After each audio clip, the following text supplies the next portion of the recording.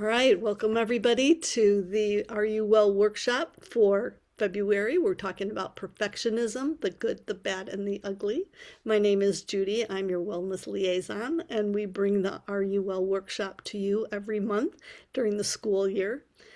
Today, I am very privileged to be a co-presenter with Dr. Ami Shah. Ami, would you like to introduce yourself? Sure. Thanks for having me, Judy. I'm a pediatric surgeon. I've been at Rush for about 13 years now, and I'm really excited to be leading up the Office of Clinician Experience, which just opened in July, which is looking at what are all the pebbles in our shoes as clinicians and what can we do to sort of smooth the track and make a better experience for ourselves, and of course, by that, our patients. So thanks for having me so much today, Judy. I appreciate it. Absolutely. All right, so to get started,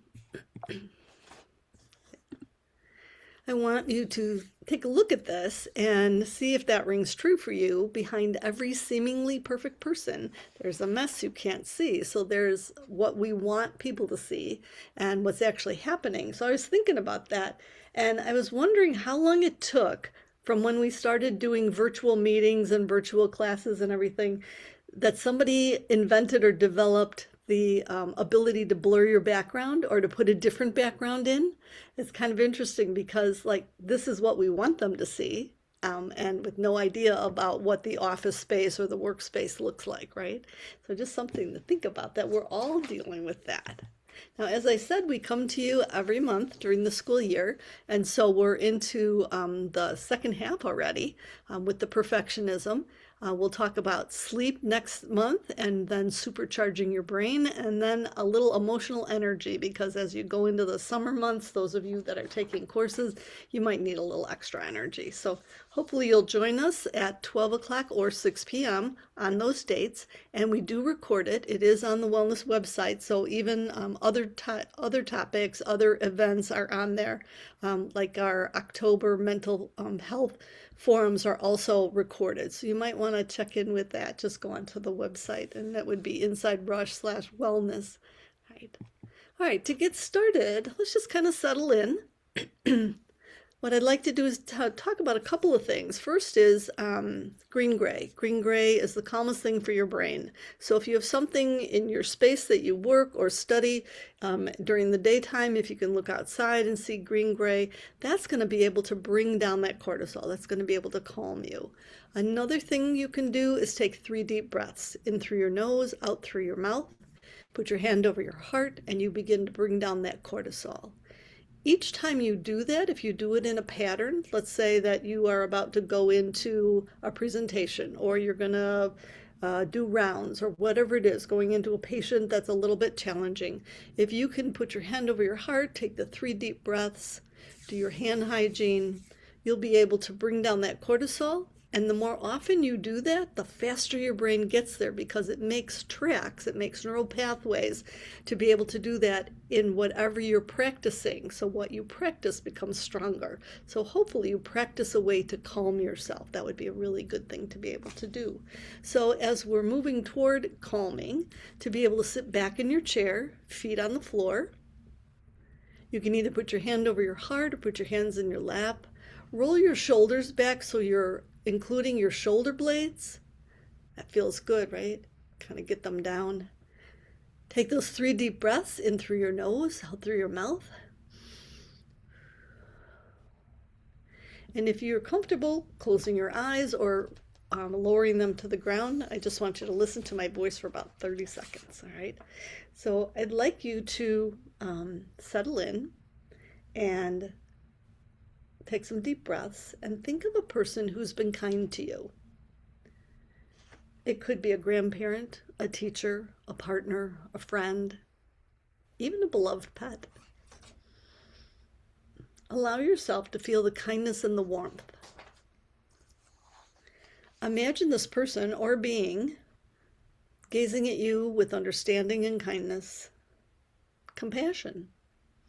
Imagine this person is wishing you well, possibly saying these words: may you be safe and protected. May you be healthy. May you be held in kindness and compassion. Sit with that for a moment, thinking about who you called up to be with you and why did you call them up.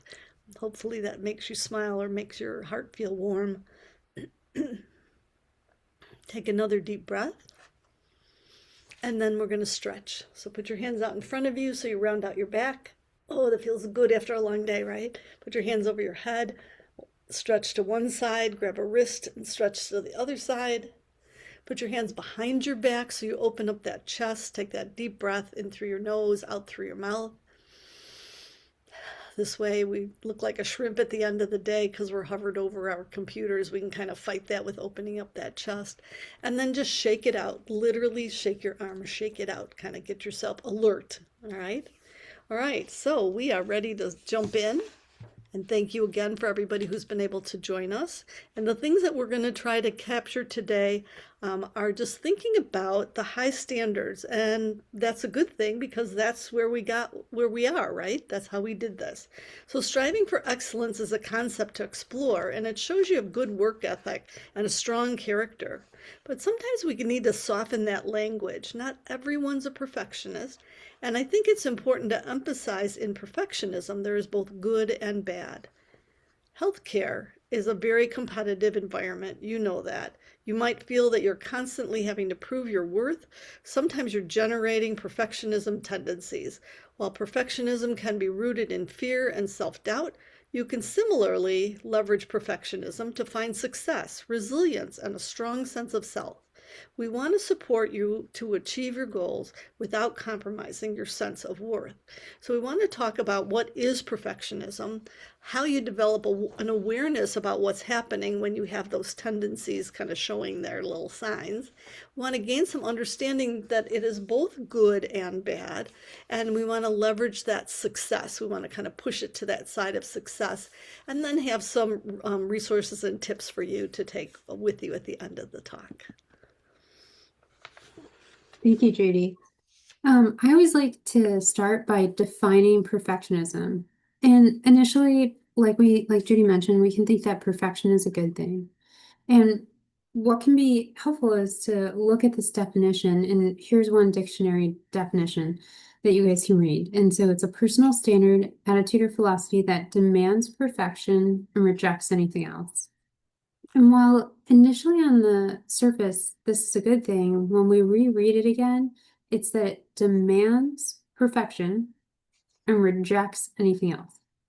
It's not that it demands high quality work.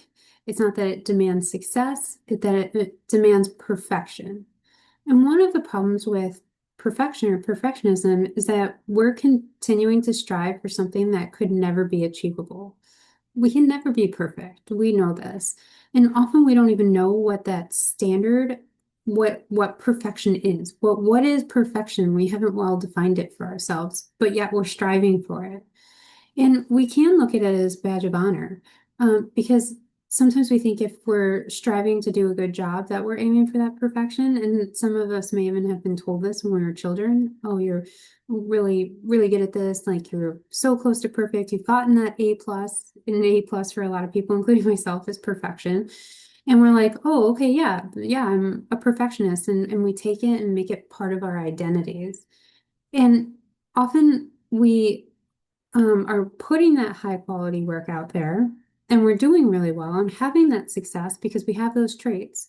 But that isn't what perfectionism is. That's just very high quality work. And so, again, that definition is that we're totally only focused on demanding that perfection. And then it's very black and white. We reject any other work that we do. Even if we've done something that's like an A work, but we can always say, oh, it's not an A plus work.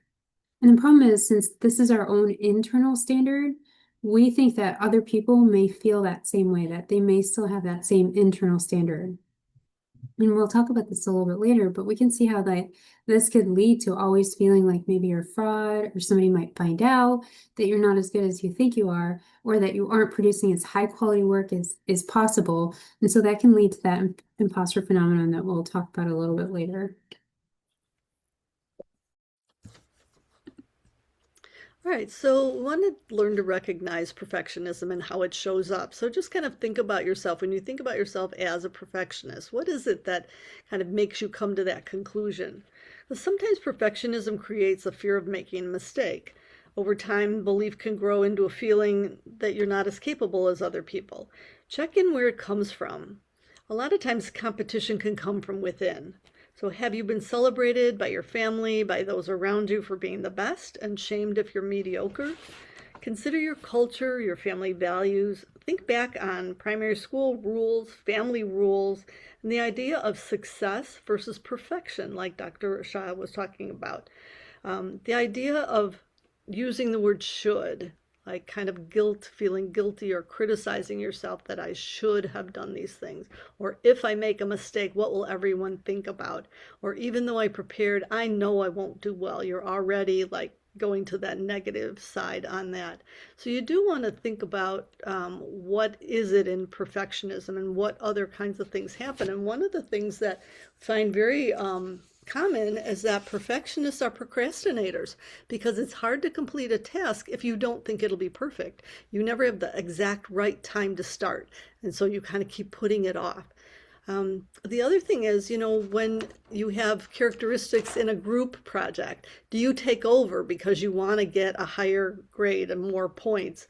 Was it at the expense of your own time and sleep? And was it worth it to do that? Or could you have worked with a delegated tasks so that everybody had the same amount to do?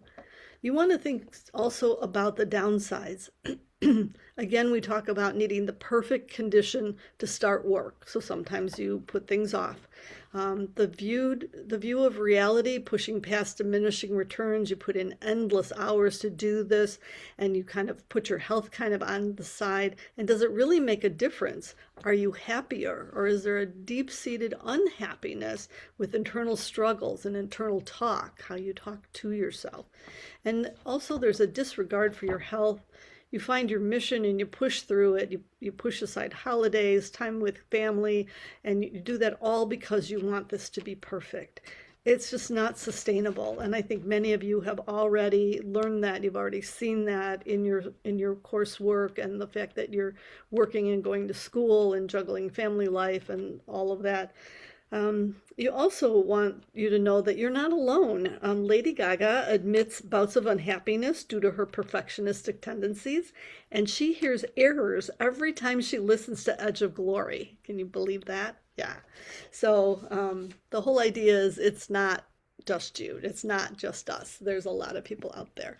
So let's take a look at the ways to tell if you're a perfectionist. So we'd like you to think more about it as striving for personal excellence, but however it is, here is some characteristics, 11 characteristics about people who have perfectionistic tendencies. What I'd like you to do is go ahead and use the QR code that's going to pop up. There you go. These are the answers of the group from this afternoon. So we want you to go ahead and add your answers to that. So either use the QR code or you can use slido.com, and then the number and the passcode is on the screen for you. And let's take a look and see what kinds of things come up for you. Now, maybe you don't have all these tendencies, or maybe you don't have them all the time. And instead, think about how you can strive for personal excellence. I think that's just a really good term to start to use instead of that perfectionism term. And consider how you interpret your reply when you start to look at these questions.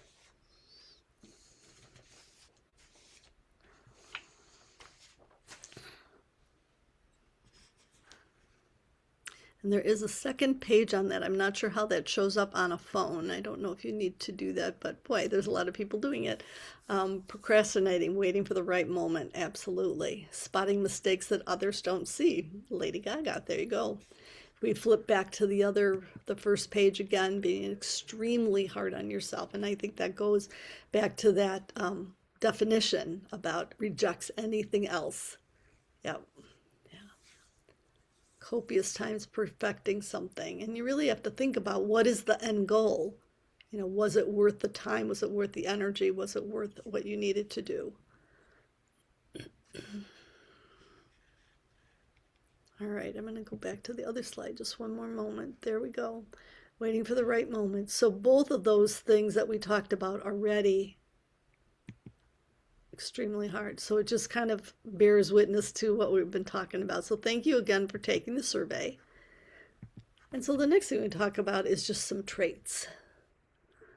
And so we can, as we start to sort of, as we've understood the definition and taken the Slido poll and seen what kind of traits we have, we can sort of all put this together and say, I really like this one image. And so we've set a goal for ourselves and we know it's an unrealistic standard, or perhaps we haven't even defined what that standard is. We just know when it'll be perfect. But we haven't stopped to ask ourselves, what is that? How do I know that I've reach that goal? How do I know that if I do this, then it'll actually be perfect? Can I put that, can I say that out loud? Can I elucidate that? Can I put that on paper? But usually that goal we've set for ourselves is completely unrealistic. And then what can happen is that since we know that that goal is unrealistic, we start to procrastinate, as Judy mentioned, because we know that we can't ever reach that. We have that fear of failure. There's no way we can meet that goal. So like, how can we get started on that goal if we think that we're not going to make it? And when we are trying to aim to that perfectionist goal, we really focus on the results, just getting to that goal. We don't focus on the path. Like, what are all the things I'm learning? What are all the things I'm learning about myself or the information that I'm gaining that are helpful? We've completely forgotten about the journey. And then we're highly critical of ourselves. We're like, oh, it's not perfect. I stink. I couldn't get there. I knew I couldn't get there. And then we end up being really hard on ourselves, which we saw on our Slido poll. All of us are really good at doing, but not really good at offering ourselves that self-compassion that we should. All right, so there are some types of perfectionism, both good and bad. So you start with that self-oriented, so that internal drive, that strive for absolute perfection. And so we have to think about what that leads us to. So a lot of times there's anxiety or rumination or burnout that happens over time. The other one is socially prescribed perfection. So that's believing others expect you to be perfect. And sometimes people live their whole lives thinking that their family or an instructor or faculty expected something out of them, when if they had sat down with them, they might find that that's not totally accurate. Sometimes it's just unnecessary pressure from misinterpreting it, thinking that they need that. And so you might even worry to the point of having depression or physical illness, thinking about headaches or not being able to sleep or not being able to eat. And then the last one is interesting too because it's most common, and you expect others to be just as perfect. And so that does sabotage relationships. It can incite fear. There can be anger when others fail to meet performance expectations. So actually, you're turning into that second definition about socially prescribed perfectionism. So it's kind of an interesting cycle that happens with the different types of perfectionism. And I know Judy and I were talking a lot about all the negative parts of perfectionism, but we didn't just develop this or become this way in a vacuum. We did it because it was serving us to a certain extent. Like, we're all really successful people who are really lucky to be able to work in healthcare and to take care of other people. And we care deeply about that. And we wouldn't have gotten to where we are if we stop and actually think about it without those tendencies. And so while perfectionism taken to the extreme is bad, we have to acknowledge that we've had these high standards. We've been able to achieve this success, this level of success because we care. We really care about what we're doing. We're not like, good enough, doesn't matter. And this also leads us, this drive to care, to produce high value work. It it leads us to strive for more knowledge, to continually be better, to participate in that cycle of not just being meh.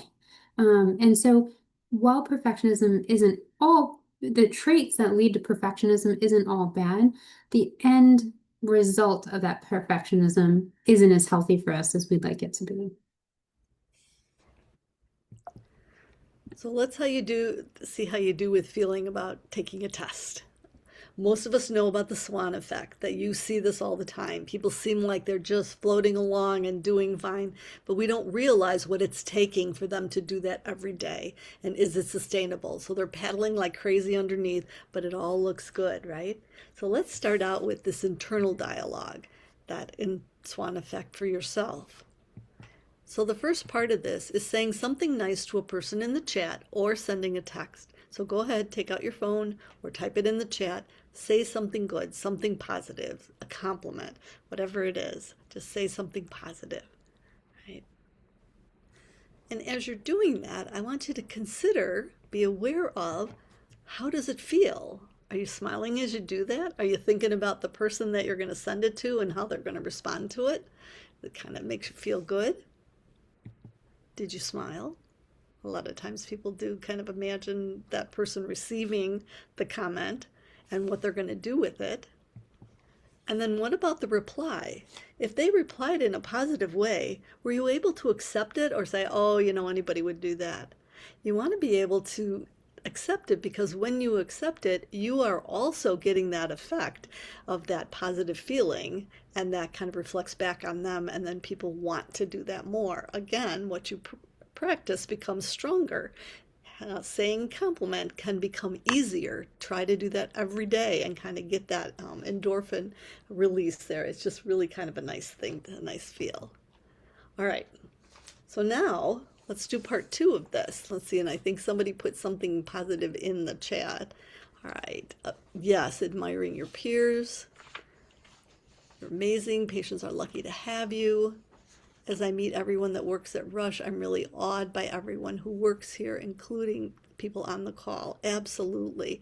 I agree with all of those things, and thank you for being able to say that. All right, so now we're going to go to part two of this. This is again our internal dialogue. Say the same thing to yourself. So turn that mirror around, say the same thing to yourself. Can you hear it? Does it sound sincere when you say it to yourself? Were you busy judging if you were worthy of that same comment? If we don't acknowledge our own success, it not only denies the endorphin release, but it also blocks energy restoration. We need that. Again, think about Lady Gaga. Think about the bully monologue that we use on ourselves. So to be able to become more comfortable to say something nice to yourself, you do have to practice. And even if it's something like when you get up in the morning, you're in the mirror, take a look, say something nice. You got this. You're looking good. This is going to be a great day. Allow your brain to have those positive things before you get into the day and all the negative stuff happens, right? Anybody have any thoughts about that? Again, what you practice becomes stronger. All right, so I've got one more exercise, and again, I want you to be aware, acknowledge how you're feeling. So what we want to look at is your emotions, your body sensations, and your thoughts. And here's what the practice is. I'd like you to try to connect all 9 dots. So if you have some paper, post-it something, just put 9 dots on the paper. And so you are able to use 4 lines without lifting your pen and have usually 1 minute. Let's put the pressure on and say 30 seconds and see how you can do that. So you want to be aware of your body sensations, changes in emotion, your thoughts, how does it impact you? And this is that triangle of awareness. And anytime you have something happen that's a little bit surprising, you need to think about this triangle, about what's happening with your emotions. Where are your thoughts going? Are they reacting, or is it logic and reasoning? What's happening in your body? Are you tensing up your shoulders, your gut, your jaw? What's happening? And so you're able to have that pattern. And we will give you the answer to this in a couple of slides, so not to worry. And so I think we've done a good job talking about perfectionism and what it means, what's in the good and the bad of it. And so now we wanted to talk about imposter phenomenon, and it's not that far off from perfectionism as you may think that it is. Imposter phenomenon is a syndrome, a phenomenon that was originally actually described in 1978, if you can believe it. It was originally described in women, but we know that it affects everyone. And it's where we put our successes as we were lucky or we tried really hard. It's sort of like we don't take ownership of how hard we tried, how hard we worked to get to that goal. We're just like, oh, it just happened. Or, oh, I worked really, really, really hard. I'm not smart. It's just I know how to work really hard. And I know that's something that I used to say all the time, that I'm not that smart, but I'll try really hard. And it's interesting now when I look back about myself and I was like, wow, I really made that my personality. And I don't think that that's necessarily a bad thing, but in a way, then I'm completely, discounting all of the effort and work that I put into something. And therefore, I'm never able to really live that, to feel that in my body, and to like make that part of my identity. And I do want to put a little asterisk here, is that imposter phenomenon can be due to external forces, and we see it all the time. There are people who sometimes tell us that we don't belong in a space, through microaggressions or even macroaggressions, that no, you're not the right person, you're not in the right space, you don't fit here. There are those things that happen. And I think it's important to acknowledge that and understand that. But how much of do we let that external dialogue that's aimed at us become part of our internal dialogue? And we all try to be people that are impervious to that, but it can absolutely happen. So I do want to say that this isn't not just an internal thing that we're feeling, it can be put on us externally. But with imposter phenomenon, what we're talking about here is sort of our internal feelings. How do we feel about ourselves? And imposter phenomenon, again, shades to it. Sometimes it can be helpful. It can be signaling that we don't know something. It can help us push and grow ourselves to learn about this thing that we're like, oh, wow, I'm in this space. I got here, but I actually don't really understand this, and I want to. So it can be a signal like this is an area of growth, but sometimes if we lean in it too much, it can lead us astray. And anytime that you're facing a new challenge out of your comfort zone or you're doing something new, you're susceptible to imposter phenomenon. I know that like during COVID, I took up playing tennis and I somehow had never played tennis before in my entire life. And there was all these people that like knew how to hit a tennis ball, knew what all these terms were. And I'm like, oh my gosh, like I'm, why do I not understand any of this? And sometimes I'm still like, how does the scoring go? And I know that I could have easily quit because I'm like, why am I doing something that I'm so bad at? I still sometimes when I go to tennis class and somebody's like, oh, you've been playing for 3 years, you should be like a 2.0. I'm like, nope, I'm still a 1.0. And I have to sort of swallow my pride. And well, it's sort of a silly example. It's just an example of how it can show up in every part of our lives. Thank you for sharing that. And so we can see how that internal dialogue that we have about imposter phenomenon is easily related to perfection. It can be related to perfectionism. They sort of feed on each other and grow with each other, because if we're always trying to be perfect and we have this high standard and we know that we can never meet that high standard, we're always going to end up feeling like we're a fraud, that we can't meet that we're not meeting those goal setting things. So these are how these two things are closely related. And the good news, both great targets for us to modify. So going back over something that Ami's talked about before, about how this is a cycle that happens, and you do need to look at how you can break that cycle, is you look at when a project comes up and you think about the anxiety you have around doing perfect work, right? So you procrastinate. And if you do well, you have this brief release of accomplishment, but you're rationalizing. Were you lucky, or did you have to work so hard to do this that you don't think you can keep that up? And so there's a lot of self doubt around that. And so you either want to ignore or push away positive feedback because you feel like a fake. You have self doubt, and the cycle begins again. And if you find yourself doing that, you want to be able to look at where you are in the cycle and take that breath and take that step back to see what the reality is of that. Did you work hard and you did well? Can you do that again? Is that something you can replicate? And so you want to be able to think, yes, I worked hard. Yes, I did this. And if you need some support around that, we'll talk about resources in a little bit. But the idea is to be able to acknowledge your successes, to feel good about your successes. And that starts with doing that every day. Every day, think about something that went well during that day. So you kind of, again, have to practice because that's what's going to become stronger. And I just wanted to highlight that imposter phenomenon when they surveyed people in every specialty and all around the world is really, really common. At least 70% of the population has felt a severe level of imposter phenomenon at some point in their life. And I know that that's higher in healthcare. We also know that it's higher in people who are in school or who are new graduates from whatever that they're learning because you're in that area where you're that experienced novice, where this is the first time you may be doing something. You may know how to do it on paper. You may have done something similar to it before, but you have all of these new levels, new challenges coming at you. And you have this idea or standard that you have to meet. Or you even look at the people who have been doing it for 15 years and you're comparing yourself to that standard, and you know you can't meet that standard. You're not meeting the standard of a new person. You're trying to meet the standard of an experienced person. And that can lead to that imposter phenomenon really rearing its head. And go ahead. Yeah, and why we're talking about this today is that when we're feeling that perfectionism and slash imposter phenomenon, it can really hurt our purpose, right? Like if we think that we're never living up to a standard, that we can never make it there. We all came into healthcare with a purpose. We want to help other people. We want to be of service to other people.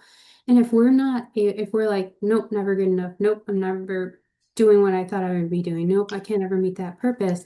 How can you enjoy what you do every day at work? And if you're not enjoying it, if you don't feel like you belong, if you don't feel like you should be where you are, how can you have that sense of belonging? How can you feel like, yes, I belong here. I belong with these people around me who are all working together as a team to help our patients, to help this organization, to help our community as we do at Rush. And if we're feeling that sense of purpose, enjoyment, and belonging, it's very protective against burnout. We have sort of we're accomplishing our life's mission. We're doing what we want to do, what we chose to do. And so that's really important, I think. So let's think about where some of this is happening. So a lot of times we feel like our brain is on fire, right? We're just doing so much and so many things are happening and you just want to keep pushing yourself. And just dealing with psychosocial stress really does involve our thoughts and especially the amygdala. That's where that fight, flight, freeze center is. And so if someone throws you a curveball, let's say that you're working on a project and you misread when the deadline was and it ended up being much sooner than you had prepared for. And so now you're dealing with the reptilian brain, the limbic system, fight, flight, freeze, your reaction. You're like, oh my gosh, I'll never get this done. I can't believe this. I'm just going to give up. And you just have this reaction. But if it's manageable, if you start to think about, okay, I'll just kind of up what I was doing, how I had planned it out, I'll just do it a little quicker or just change a few things and be able to manage it, you can actually manage your cortisol output. And if you can manage that cortisol output, you're able to actually shift from the amygdala to the prefrontal cortex where you can actually have logic and reasoning. You can think through what you need to do in order to make this be successful. Instead of staying in fight, flight, freeze and having all the wild thoughts, and you know a lot of people that are in that space that they can't get out. Their cortisol is so high that they are at the on the expressway. They are in the store in the 10 items or less lane, or people at work or school that just cannot bring themselves down to calm. They can't take a break at all. And so when you stay in that reaction and you stay in that fight, flight, freeze, you're actually going to feel overwhelmed and exhausted and really start to feel worthless and have really increased anxiety, which can lead to compulsive behaviors. So the important thing is recognizing where you are. In order to make the shift from the fight, flight, freeze, the amygdala, to the prefrontal cortex, you have to look at the amount of stress that you're under, if you're able to sleep, and if you hydrate. And really, it's amazing how much of an impact dehydration makes on your body. So that's a real important thing to think about. The other thing is chronic uncertainty is really very exhausting to our mental health. So if you don't have patterns in your life, just even a wake up pattern or a going to sleep, have a regular routine, something in your life that's certain to kind of combat all the uncertainty is really important because everybody is struggling in a certain way. And what you want to practice is saying that I can do this. I've done a similar thing before. And then really just give yourself some grace, give yourself some boundaries about what you can do and what you can't do. Have purpose, have the ability to say no. There's ways to practice to say no. And then really just stop, take a step back and breathe. Because a lot of times just giving yourself a break, giving yourself some grace will make all the difference in the world. Right, so taming this wildness in your brain can take a couple of things. You can try a couple of things. The first thing is, are you in the moment? Are you thinking about something that happened before? Oh my gosh, this happened before and it was horrible and I'm never going to survive this. Or are you thinking forward, future? Oh my gosh, if this keeps happening, I won't be able to make this. I won't be able to do it. So think about staying in the moment, and how you can tell if you're in the moment or not is think about when you were getting ready in the morning, like in the shower. Were you in the shower realizing you had warm water, you had time to take a shower, you were doing your morning routine instead of already thinking about what you were going to do when you got to rush, what you had to do, what was on your docket, what was already in a meeting? Were you already rushing through? And you missed that time in the morning. You missed that sunrise. You missed that time with your children or your partner in the morning before you left. And so being in the moment is really important for your brain and for people around you. Just taking those 3 deep breaths can bring down that cortisol and can really make a difference. It sounds so simple. And if you add in that green gray, that calming color for your brain, it really does make a difference. So as you're about to go into something that is very high anxiety, if you can at least look out a window, look at something green gray, take those deep breaths, hand over your heart to remind yourself that you want to bring down that cortisol, you will notice a difference. And it doesn't take long for your body and your brain to kind of start to react to that. When you start to do that same pattern, that you've built those neural pathways, and you will get to calm sooner and sooner. Anything you can do, like meditation, yoga, running, any types of exercise, is really very helpful. But again, you need to practice. You need to name the feeling you're having. I'm feeling stressed, I'm feeling tense, I'm feeling anxious, I can feel it in my shoulders, and to be able to recognize what it is so that if you can name it, you can actually do something about it, right? So it's important that you do that. One thing that you could try, and most people try to think their way out of stress, and you really can't do that.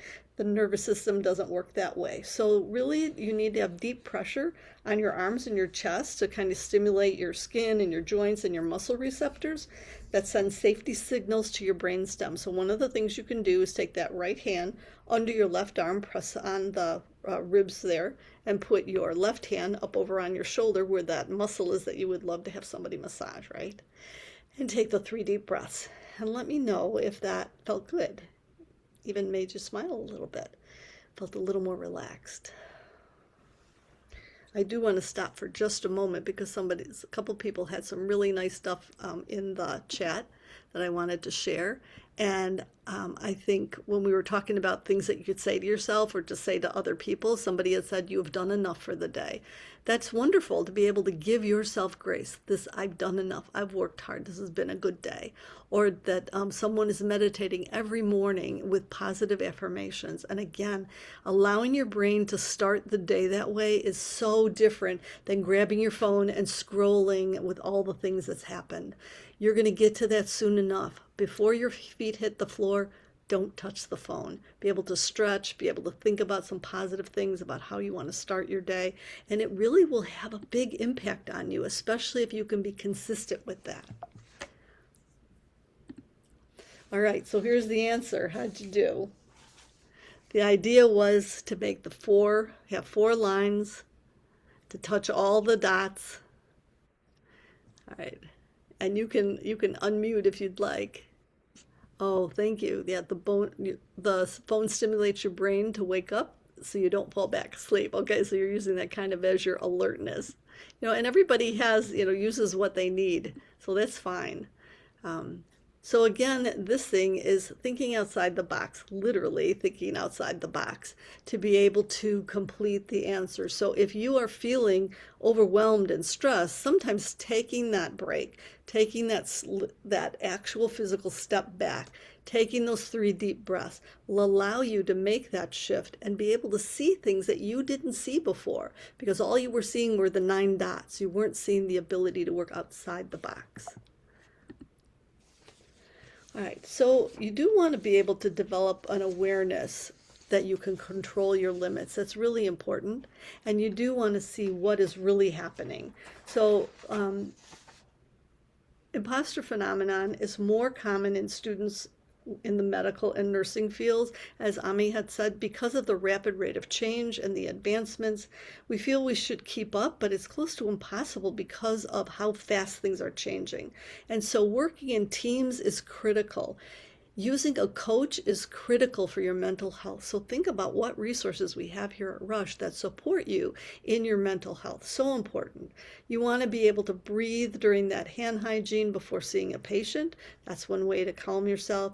You want to think about before answering a question, you want to take a breath because if you try to answer the question immediately and you were surprised at the question, you will answer it the way the person asking is expecting you to answer it instead of the way you were really feeling. Take a breath, allow you to make that shift to that prefrontal cortex so you have that logic and reasoning. Celebrate your victories, give a compliment at least once a day to kind of bring up that positive stuff.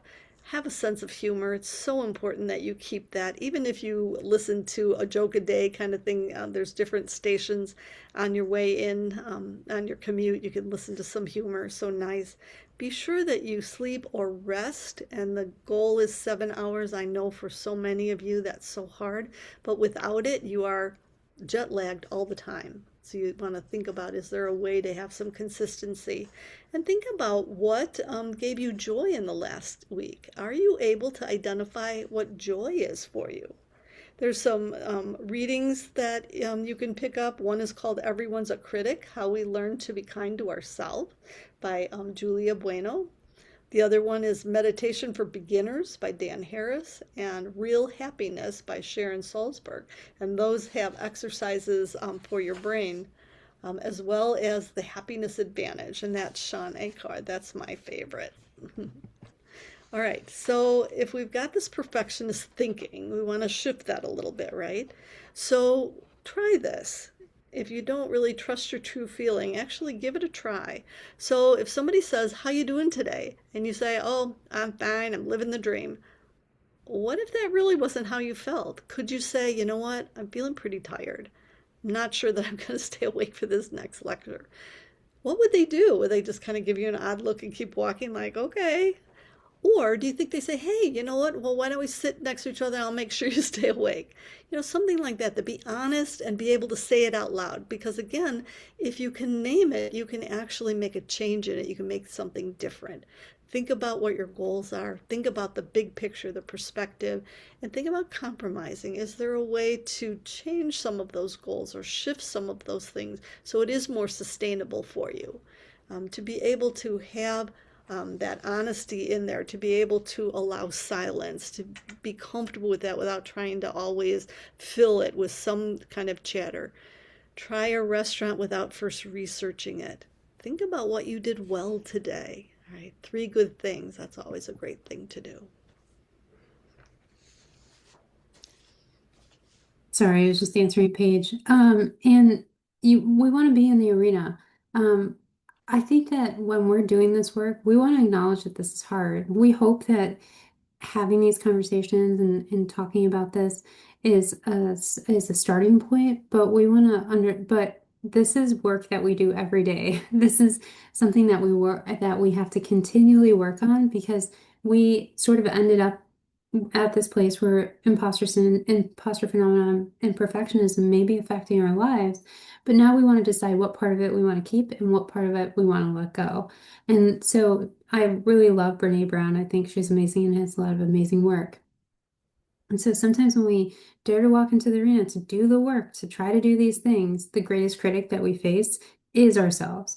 What are we saying to ourselves? As Jay said, when we look in the mirror in the morning, what do we say to ourselves? What is that dialogue?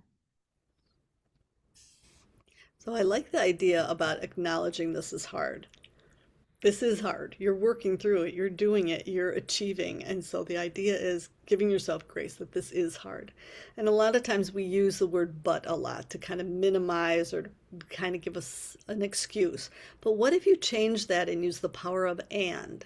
The idea is you are resilient and you need a break. You gave your all and you need to back out. You're independent and you still need others. You were sure and things changed. You're kind and you have boundaries. Others have it worse and your pain is still valid. You did your best and now you know more.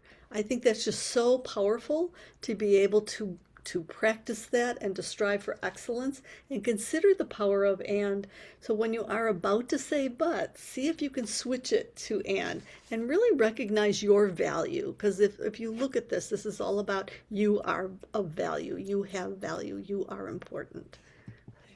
There's some resources that we'll have on this, and again, when you go to the recording, you'll be able to take a look at these if that's something that you'd like to do, as well as any of the other things in the talk. The resources that I'm going to share with you now, will also have some QR codes, but again, it will be on the recording, and so you'll be able to pick that up. So this is the Wellness Center. It's over in the Triangle Building. It's on the first floor. It is beautiful. It has that kind of spa-like quality. It is small but mighty. And so the appointments, 7 to 7, Monday through Friday. You can meet in person or virtually. The idea of the fact there is no fee for employees or students, that there is unlimited times you can go. If you go because you're feeling anxious, you're feeling good about the work that you're doing there, and then maybe you want to work on being able to sleep. And so we have a psychologist that works with DBT too and be able to help you with your sleep patterning. Or maybe you want to work on organization or the feeling of overwhelm. How do you manage feeling overwhelmed? And all of those things can be done with this. And the beautiful part is there is no fee and no maximum time. You can just continue to come. And so we also have two options. What I've been talking about is the Center for Clinical Wellness, 7 to 7, Monday through Friday, unlimited free sessions. The other thing we have is the Employee Student Assistance Program, also available 24/7. This is if you don't want a rush provider. The phone number is on there, and they do 8 sessions for free. The unique part about them is that they're also available for immediate family and significant others. So both of these things, an amazing benefit package for your mental health. This is the website that I was talking about earlier, so that when you go to Inside Rush and you /wellness, this is the wellness website. So it has quite a few things. If you look across on that blue bar, it tells you all the different areas in the wellness website. You'll be able to find in wellness programming, you'll be able to find the recordings that we were talking about before. And not only Are You Well workshops are recorded, but a lot of the other talks are recorded as well. So you can take a look at some of the things that you might like to pick up for yourself, and just make this your like wellness minute and be able to peruse the site. Confidentiality and privacy is a very high level importance to us. You come into a private waiting room, there's a one-way flow of traffic. You're able to go into soundproof consultation rooms and able to exit privately. So there should be no fear if you have some concern about confidentiality. Documentation is not Epic, it is not MyChart, and the scheduling is all done online. It is very private with the portal. If you have not been to the Energy Pod, please make that one of your wellness goals this year. You can either go to the fitness center, you do not need to be a member to use the Energy Pod, and actually, students have access to the fitness center for free anyway. But you could go in there. There's also an Energy Pod in the Cultural Center on the second floor of the ACFAC. The beautiful thing about this is it's a 20-minute cycle. Um, Call ahead and have yourself reserved a half-hour time, and you'll be able to take full advantage of the whole cycle and just come out feeling very rested. We do have a wellness pager that's 24/7. That's pretty amazing also.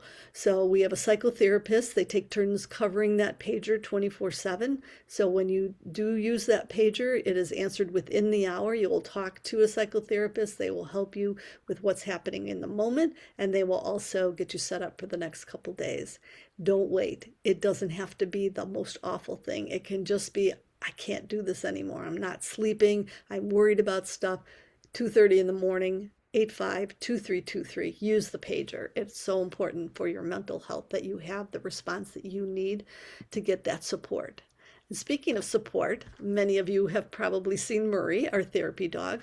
Murray is the therapy dog for students and employees. There is a different dog for the patients. And so Murray is our therapy dog. He just celebrated his 3rd birthday. Maybe some of you went to his birthday party last week. He is also on that list of counselors. So when you go to the website and you are reading the different descriptions of the counselors and what their treatment plan is, Marie is also there. So if you have a class or a committee or a group that would like to invite Marie to come, that's where you would be able to do that. Things that we're doing around support right now, Rush of Gratitude. Many of you probably have seen the tabling that we've been doing around Rush of Gratitude. You come to the table, there's a lot of goody kind of giveaway things, but there is also cards that are kind of like green Valentine cards. So it's the Rush version of Valentine, to actually write something nice to somebody and give that to them. Again, acknowledging gratitude is so important for your brain. It's just so helpful. The QR code that is on the screen will be able to go to Recognize Rush, and you can put in a message for a colleague with the hashtag Rush of Gratitude. So very easy to do that, very easy to get to that goal of 1 compliment a day, right? All right. The other thing is, if you're feeling overwhelmed, we actually have peer supporters. So these are employees and students who have completed the mental health first aid course, and they have offered to give a half-hour of their time to be able to just talk, just kind of nice. And again, that QR code will take you to the wellness website, and you'll be able to make that request that you would like a peer supporter. There is coaching, and if you pay attention in your emails, you'll see when the groups are being organized. And so if this is something that you want to take advantage of, please watch for that. The fitness center, as I mentioned, students have free membership. If you are an employee that is on this today with us, memberships do start at $30 a month, and it can come right out of your paycheck. I'm going to grab the comment.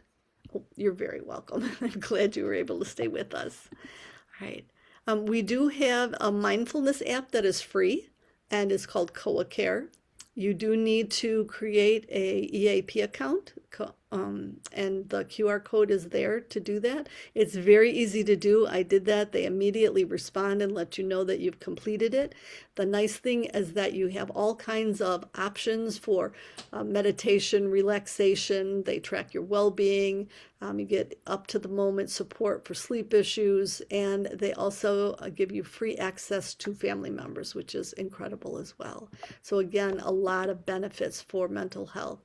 Speaking of mental health first aid, that is a course that we teach. We teach it once a month, and it's an 8-hour online or in-person class that you can take to become a mental health first aider. It's kind of like first aid for your mental health. It's really good. Anchored is a support group. So there's one for house staff and one for employees and house staff and one for students. Again, the QR code will let you register for that. It's held monthly. It's run by the Wellness Center, so you're able to take advantage of that. This is also a very good resource. If you yourself have to make an appointment for physical care for yourself, and you've been given a date 2 months out and you'd really like to see a professional practitioner a little sooner, then use this phone number or this email and they will put you on the wait list and they will call you as soon as there is a cancellation. And it works really well. So take advantage of that. It's really great. All right, last thing I'm going to ask you to do is name one thing you could start today, and I can see some people have already jumped in on this about managing those things around perfectionism. So definitely taking a breath before responding. That is so important that you're going to actually be able to make that shift and have that logic and reasoning so you're just not saying yes. Making time for yourself is so great. You know, people say, oh, I don't have time for that. You actually don't have time not to. You're going to be so much more efficient, so much kinder if you do take some time for yourself. Taking a breath again, how to handle your triggers. Yeah, definitely knowing what your triggers are, noticing what your body's doing. Think about that triangle and notice what reactions you're having in your body so you can take that step back. Showing gratitude for yourself, I think that's wonderful. Yes, and remember, chocolate is a vegetable, it's a bean, so have some chocolate. Um, Journaling, that is great. Go ahead, Ami. No, I was going to say, I really noticed something where someone said practicing the way that I talk to myself. One thing that I did when I was first starting on this journey about how to talk nicely to myself is I actually put a picture of myself in kindergarten as my lock screen on my phone. And sometimes I would say the things out loud that I was saying in my head to that picture of myself, and I was really upset with myself that I could talk to that younger version of myself like that. And it was really something that was so eye-opening and so shocking that I really modified the way in which my internal dialogue is now. That's wonderful. Thank you for sharing that. And thank everybody for looking at all these wonderful things that you're talking about that you're willing to try. And I really hope that you do just pick one thing and be able to pay attention when that comes up for you and take advantage of it because it's just really a very critical thing that you can do for yourself. Right. Believe I deserve the self-care. Absolutely. Absolutely you do. And that's why we're here and that's why we're doing what we're doing because we want you to know that we want to support your well-being. With these pillars of wellness, we come to you each month and we talk about different pillars to be able to get you in your best possible self. And so as we wrap up, you want to think about what can Rush offer you? You do have time to take advantage of it. These benefits are here for you. The whole idea about establishing a sense of safety, using the calming techniques, being able to shift that attitude just a little bit and be grateful. And so we are very grateful that you're here with us. I'm so appreciative that Dr. Amisha was able to be with us. I thank all of you that were able to stay with us. And if you have questions, please unmute and let us know what's on your mind because this is a really great opportunity. And you did a great job participating. Thank you so much. Any thoughts, any questions? I'm going to go ahead and stop the recording, but we can still stay on for a couple moments. I wanted to show you how it was true. This is my kindergarten picture.